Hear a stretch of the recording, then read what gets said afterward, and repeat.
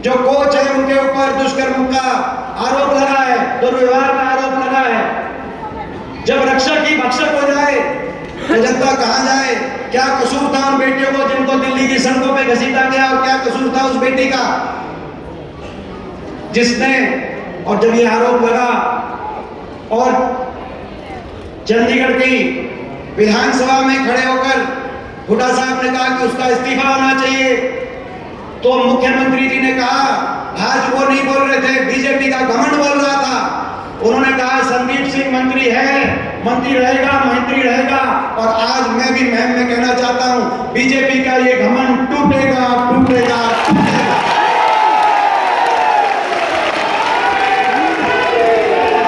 ये घमंड टूटेगा। हर वर्ग का तिरस्कार किया, हरियाणा को विकास की पटरी से उतार दिया, गरीब सारी योजनाएं बंद कर दी। मैं पूछना चाहता हूं आपसे, किसी गांव में कोई प्लॉट मिला हो गरीब आदमी को, कोई मकान आया हो गरीब आदमी का? कार्ड कट गए, कार्ड बनेगी तो राशन आएंगी। गरीब आदमी के का तिरस्कार, नौजवान का तिरस्कार नारा था। पहचान हरियाणा की बदलने की बात करी इन्होंने। हरियाणा की पहचान थी जय जवान जय किसान। लाल बहादुर शास्त्री जी का वो नारा जिसकी गूंज हरियाणा के गांव-गांव कोने-कोने में सुनाई देती थी। ना तो जय किसान छोड़ा, किसान आंदोलन में इतना बड़ा तिरस्कार कैसे भूल जाए उन 750 एक परिवार के पास। परिवार के घर में मैं गया, किसी का बूढ़ा बाप था तो किसी का बेटा था, भालू बैठा है। जब पहला किसान वापस आया बॉर्डर से, बड़ौदा के गांव में 3 बेटियां थी। बड़ौदा गांव का एक ऐसा किसान था, 3 बेटियां थी, 1 एकड़ 1 किले का जमींदार था। कैसे उनकी कैसे शिक्षा होगी, कैसे उनकी आगे ब्याह शादी होगी? धरने तो वापिस आए। जय जवान जय किसान था, ना तो जय किसान छोड़ा और ना जय जवान छोड़ा। अग्निपथ योजना ले आए, 4 साल में फौज से वापस बिना पेंशन के वापस आ जाओ। और उसके ऊपर तिरस्कार ऐसा कि भाजपा के राष्ट्रीय महासचिव का बयान आया कैलाश विजयवर्गीय का, जब हमने कहा कि 4 साल में बिना पेंशन के वापस आ जाएगा तो कहां रोजगार मिलेगा? तो कहा कि बीजेपी के बड़े आलीशान हम दफ्तर खोल रहे हैं, इन दफ्तरों के बाहर चौकीदार का काम करने के लिए काम आएगा। ये तिरस्कार, ये घमंड तोड़ने का समय आ गया। जय जवान जय किसान नारा बदल दिया, पहचान बदल दी। ना जय जवान छोड़ा, ना जय किसान छोड़ा।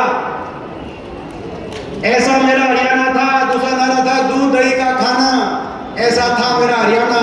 अब नशे में नंबर 1 हरियाणा बन गया। खिलाड़ियों का तिरस्कार, न खेल की तरफ न फौज की तरफ।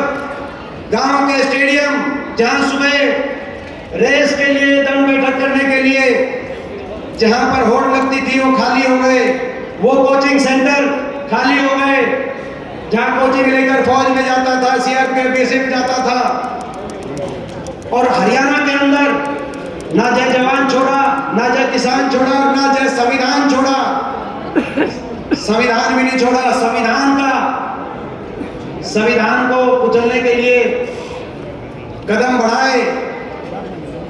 संवैधानिक अधिकार हर वर्ग के छीनने का काम ये सरकार कर रही है। सरकारी पद समाप्त कर दिए गए।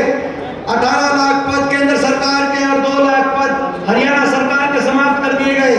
और जो भर्ती हुई उनमें या तो हरियाणा के बाहर के कोई पक्की भर्ती हुई, और उसके बाद बची कुची जो नौकरी है वो कौशल निगम के माध्यम से कच्ची भर्ती, जैसे अग्निपथ के माध्यम से कच्ची भर्ती।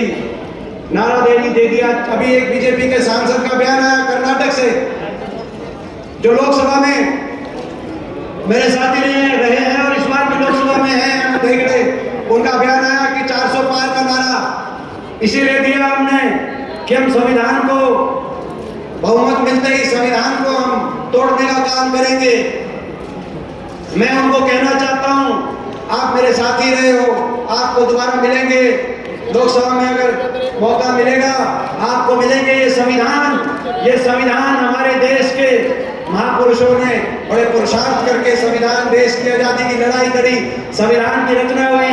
ये वही संविधान है जिसमें बाबा साहब के नेतृत्व में संविधान, जिसमें मेरे स्वर्गीय दादाजी चौधरी रणबीर सिंह जी के भी दस्तखत हैं। आपको मैं चुनौती देता हूं, पूरी भाजपा को, इस संविधान को 1 इंच भी हम हिलने नहीं देंगे। मैं आज आपको चुनौती देना चाहता हूं। ना जय संविधान, ना जय जवान छोड़ा, ना जय किसान छोड़ा, ना जय संविधान छोड़ा, ना जय नौजवान छोड़ा। इसीलिए राज्यसभा में जब आपने देखा होगा अंतिम दिन, जब अंतिम भाषण अभी आखिरी 1 महीने पहले जब सदन हुआ, तो प्रधानमंत्री जी और सारी बीजेपी के सामने मैंने एक ही नारा दिया था। मैंने यही कहा था कि भाजपा वालों कान खोल के सुन लो, जय जवान, जय किसान, जय संविधान और जय नौजवान। मैं इस नारे की जीत है।